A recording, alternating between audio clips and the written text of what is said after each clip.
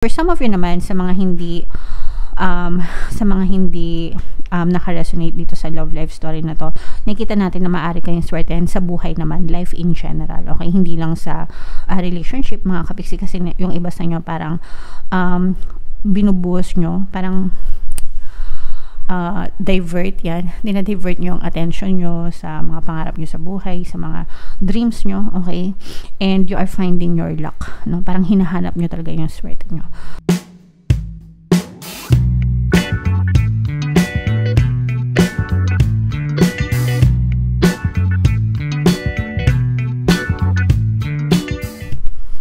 Hello guys, hello Pisces, welcome back to Pinoy Pixie Tarot.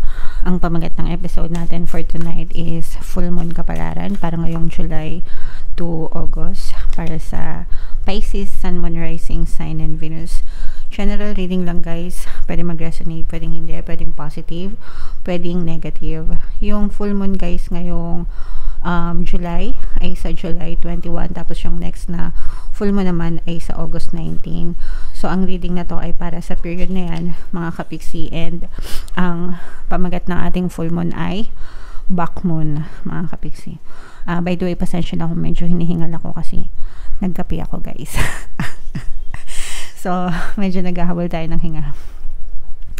So emotions are running high, mga kapiksi. Ayan, okay, yan yung full moon message para sa inyo guys. Ito super nice ng message guys. Attune to the moon. Success is close, I just must trust. Okay, again, success is close, I just must trust. Okay, ibig sabihin guys, i-comment nyo yan sa comment section, mga kapiksi, no? I-type nyo, success is close, I just must trust. Malapit na guys, no? Malapit na yung success nyo, malapit na yung tagumpay nyo, malapit na yung victory nyo, mga kapiksi. Basta matutulang kayong magtiwala, no? Trust the universe, trust the divine, trust the process, persist. Ilang milyong beses ko nang sinasabi sa inyo yan, mga kapiksi. Kailangan nyo mag-persist, wag kayong mag-give up, wag kayong susuko, mga kapiksi. Avoid overthinking, yan yung isa sa mga pinaka-importante na dapat nyong ginagawa sa buhay nyo. Tigilan nyo mag-overthink guys, kasi kapag nag-overthink kayo, kapag super nega kayo guys, walang mangyayari sa buhay nyo. So sa mga kapiksi natin na nagko-comment dyan, bakit puro blessing yung reading mo, bakit puro swerte pero minamalas ako, okay? So ask yourself, anong pattern of thoughts ko, diba? Araw-araw na lang sa ginawa ng Diyos, anong iniisip ko, no?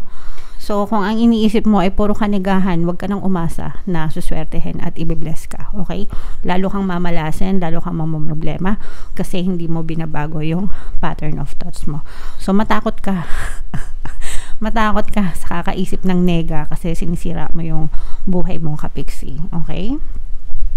Sometimes ganun eh, kailangan natin takutin yung mga nandyan no, para magtino. Kung ayaw nyo, bala kayo. Okay, additional meanings for this card guys. A resolution to your question is closer than you may think. Yung mga solusyon sa mga tanong nyo, sa mga problema nyo, sa mga sitwasyon nyo, it's closer than you may think, no? Malapit na yan. Kaya nga sabi, success is close, malapit na. Hindi nyo lang napapansin agad-agad, diba? Pero meron ng mga movement, mga kapiksi. So baka magulat na lang kayo, one day ganyan na, problem solved na, diba? Don't ignore the obvious. Yung obvious, mga kapiksi, yun yung feedback mo eh. Yun yung feedback mo from the universe. So, tingnan mo yung buhay mo right now, no, kapiksi. Ngayon, habang nagre-reading tayo, tanungin mo yung sarili mo, anong klaseng buhay ako meron ngayon? Nananagana ba ako o naghihirap ako? Dalawa lang naman yan, di ba? Masaya ba ako o malungkot ako? Kapag masaya ka, kapag nananagana ka, kapag nakaluwag-luwag ka sa buhay, kalmado ka, ibig sabihin tama yung ginagawa mo, you are in the right path, tama yung habits mo, tama yung perception mo, yung paniniwala mo, kapiksi, okay? Pero kung naghihirap ka, minamalas ka, puro ka problema, puro ka utang, etc., ibig sabihin there's something wrong with the pattern of your thoughts. May mali sa iniisip mo. Nag-overthink ka ba? puro reklamo ka ba? Puro chuchu ka ba sa buhay mo? Diba? So, alam mo na agad yung sagot, mga kapiksi. Okay? So, para magbago yung buhay mo, kailangan baguhin mo yung sarili mo, no? Baguhin mo yung pattern of thoughts mo, baguhin mo yung ugali mo, baguhin mo yung iniisip mo, baguhin mo yung paniniwala mo, baguhin mo yung habits mo, mga kapiksi. Walang ibang makakatulong sa'yo, kundi ikaw. Kahit anong dasal mo, kung hindi mo tinutulungan yung sarili mo, wala. Okay? Nga pa rin. So, it's your life, it's your responsibility. Something exciting lies ahead, no? May mga magagandang paparating sa inyo, mga kapiksi, and of course, you speak to the universe, ask for guidance, ask for assistance, mga kapiksi. Syempre guys, hindi natin pinagwawalang bahala yung pagdadasal, importante yon. Pero bukod sa pagdadasal, mga kapiksi, kailangan sinasabayan nyo rin yan ng pagkilos, di ba? Kaya nga may kasabihan na nasa Diyos ang awa, nasa tao ang gawa, and at the same time, hindi lang sa pagkilos, kailangan yung positibong mental diet. Positibong mental diet. Yung mental diet, guys, parang diet lang yan na kinakain natin. Anong kinakain mo sa araw-araw? Kumakain ka ba ng healthy foods? Kumakain ka ba ng gulay, ng prutas? Kumakain ka ba ng mga meat na tama, di ba? O baka mahilig ka sa junk foods, mahilig ka sa sweets, mahilig ka sa sodas, di ba? So, yung ibang pagkain, syempre, mga whole foods, diba? Vegetables, etc. Yung mga nutritious foods, nakakatulong yan sa ating katawan. Pero yung mga junk foods, etc., nakakasira rin sa kalusugan. So, alam mo kung ano yung sa isip mo, ganun din. Alam mo kung ano yung positibong mental diet and negatibong mental diet. Yun yung sumisira sa buhay mo. Okay? So, kasi kung ano yung iniisip mo, yun yung nagiging dominant sa buhay mo. Alright? So, matakot na kayo guys. Matakot kayong mag-overthink ng negative kasi sinisira nyo lang yung buhay nyo. Okay? So, bahala kayo kung gusto nyo mag-nega. Kayo rin yan. Anyway, tingnan natin yung energies nyo, no? Pisces, shuffle ko to guys. Habang sinashuffle ko to, panoorin nyo muna yung video natin regarding sa ating paano mag-manifest ng abundance video course. Kapiksi, sawa ka na ba sa mga struggles at hirap sa buhay mo? Masipag ka ba at masikap sa buhay ngunit hindi ka pa rin umaasenso? Ilang beses ka na bang nag-attempt mag-negosyo at mag-invest pero palagi ka pa rin nalulugi? Sa pagkakataon na ito ay maaaring may subconscious beliefs ka na nagiging balakid sa iyong pag-unlad at pagyaman. Introducing, paano mag-manifest ng abundance video course. Dito ay matututunan mo ma-overcome ang mga balakid mo para tuluyan ka ng umunlad, umasenso, sumagana, maging matagumpay, successful at maswerte sa iyong kabuhayan, pera, trabaho, negosyo sa labi at kaperahan ng bonggang-bongga. Dali, mag-send na ng email sa pinoypixie@gmail.com at simulan na ang iyong pagyaman ngayon. Alright, so sa lahat ng gusto mag-avail ng course guys, mayroon tayong promo ngayong July. Magbibigay ka ng 500 pesos na discount until July 31 guys. So mag-avail na kayo, sobrang ganda talaga niyan. And meron din tayong bagong course mga kapiksi, paano mawala ang third party at magkaroon ng harmonious na relationship. Para mawala yung mga kabit ng mga jowa nyo guys, 30% discount until July 31. So i-avail nyo na guys. So this is both negative and positive mga kapiksi, no? Unahin natin yung mga negative guys. Yung negative dito guys is more on love energy. Actually, even yung positive naman sa love energy din. Ibig sabihin nito guys, magkakaroon ng pagbabago. Pero yung sa negative energy mga kapiksi, nakikita natin na nag-aaway kayo ng person mo. Ito pala yung moon energy and then ito naman yung energy ng Pisces. Nag-aaway kayo, no? Mga kapiksi, may mga pag-aaway kayo, may mga pagtatalo. Meron ditong presence ng earth sign energy, Capricorn, Taurus, Virgo. For some of you, pwedeng earth sign ka, for some, or may earth element ka sa iyong natal chart. For some of you, maaaring earth sign yung person mo, or may ganda sila sa kanilang natal chart. Pero ang nakikita natin dito guys is for some of you, talagang medyo marami kayong problema. Maraming tinik sa dibdib guys, maraming tinik. Ito yung ano guys, overthinking, no? Yung overthinking nyo, mga kapiksi, sa relationship nyo, kung ano man yung iniisip nyo, probably nagkakaroon kayo ng mga duda sa person nyo. Yung mga duda na yun, yun yung nagiging cause ng mga pag-aaway nyo, mga kapiksi. you're overthinking, ganyan, it's causing you emotional pain. Very, very, very, very, no? Very, very emotional kayo right now. Guys, to the point na for some of you, nahihirapan kayong makatulog dahil sa stress, dahil sa worry, pag-worry sa inyong relationship, at saka pag-worry dun sa partner nyo, mga kapiksi. For some of you guys, parang feeling ko may nag-i-spy sa inyo, no? Parang, or baka ikaw yung nag-i-spy. Baka ikaw yung nag-i-spy dun sa person mo.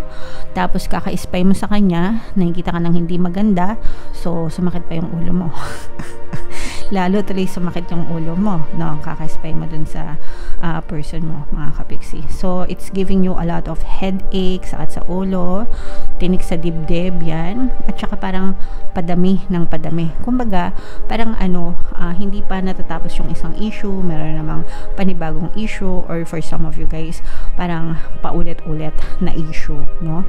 And kada nabibring up yung issue na yun, parang lalong lumalaki at lumalala yung issue. Pero nakikita din naman natin na maaring magkaroon ng changes or pagbabago, kasi maaari din naman maging kumbaga magbago, no, yung takbo ng relationship nyo from bitter to sweet, ganyan, from puro away to harmonious relationship. Pero this requires a lot of effort, mga kapiksi. Okay, hindi yan basta-basta na pagising mo okay na kayo, hindi yan basta-basta na kinabukasan harmonious na kayo, especially if marami kayong a lot of negative stories with your person. Kasi kapag ka nandun yun, especially pag paulit-ulit, nagkaroon na ng repetition sa isip nyo. So, kailangan yung erase yun, kailangan yung i-revise, kailangan yung baliktarin para mabaliktad din yung sitwasyon nyo. Pero it's not impossible. Actually, posibleng-posible siya. Pero kailangan nyo lang talagang mag-effort. Mga kapiksi. Okay? So, if ever na naka-resonate kayo, guys, pwede kayong mag-avail ng ating course. Paano mawala ang third party at magkaroon ng harmonious relationship. Actually, hindi lang naman siya pang third party, no? Yung pagkakaroon ng harmonious na relationship, kasama din siya. O kaya naman, magpa-email coaching kayo. Manifest your desires using the law of attraction. Yan. Para makita natin yung mga blocks sa relationship nyo and maayos, no? So, pwede kayong magpa-coach sa akin, guys. And for some of you, maaring karmic connection itong, this is more on relationship actually, no? Hindi to more on money, pero more on relationship energy, mga kapiksi. Pwedeng may third party dito sa, ayan, lumabas na. Pwedeng may third party, air sign energy, merong air sign energy dito. Pwedeng ito yung person mo, or pwedeng third party. Air element, Aquarius, Gemini, Libra. Pwedeng karmic yung connection nyo, kaya parang feeling nyo nagdudusa kayo dun sa relationship. Kailangan dito magkaroon ng acceptance or forgiveness, otherwise paulit-ulit na mangyayari yung tawag dito, yung sufferings nyo sa relationship. Yung iba sa nyo, guys, super disappointed na kayo. Pero yung iba, guys, parang feeling ko, kahit na marami kayong emotional pain, yung iba, you're starting to be numb, no? Pag sinabing numb, wala nang pakiramdam, nagiging manhid na. So, malapit na kayo mapunta dun sa ganong stage, mga kapiksi. And sometimes, kapag nagiging numb na, ibig sabihin malala na, no? Kasi kapag numb na, wala nang pakialam. Kapag wala nang pakialam, ibig sabihin malala na masyado. Yung inyong problema na naging manhid na kayo, wala na kayong pakialam, parang ayaw nyo nang masolve yung problema dun sa person nyo. Pero again, guys, sabi ko nga sa inyo, may pag-asa pang maayos yung, or ma-fix itong relationship nyo. For some of you naman, sa mga hindi naka-resonate dito sa love life story na to, nakita natin na maaari kayong swertehan sa buhay naman, life in general, okay? Hindi lang sa relationship, mga kapiksi, kasi yung iba sa inyo parang binubuhos nyo, parang divert yan, dinadivert nyo yung attention nyo sa mga pangarap nyo sa buhay, sa mga dreams nyo, okay? And you are finding your luck, no? Parang hinahanap nyo talaga yung swerte nyo. And one of these days, kakatok din yan sa inyo, mga kapiksi. So, kailangan nyo lang mag-persist, magtiyaga, okay? And dadating din sa inyo itong swerte na to, alright? So, knock knock, who's there? Swerte. Swerte who? Jaran. Okay. So, i-mind nyo na to, guys. Mind swerte. Mind good luck. Mind good fortune. And itong mga katuparan ng pangarap yan. So, i-mind yan sa comment section, guys. Kasi deserve nyo naman yan. Alright? So, comment down below if feeling nyo nakaresonate kayo, Pisces. Ito yung ating mga pampaswerte subliminal, guys. Pakinggan nyo para makatulong sa inyo. And ito naman yung ating success stories ng paano mag-manifest ng abundance video course. Click here to subscribe, guys, and click here to join our membership program. Thank you for liking, sharing, and subscribing, and see you again next time. I love you all, guys. Have a nice day. Bye-bye.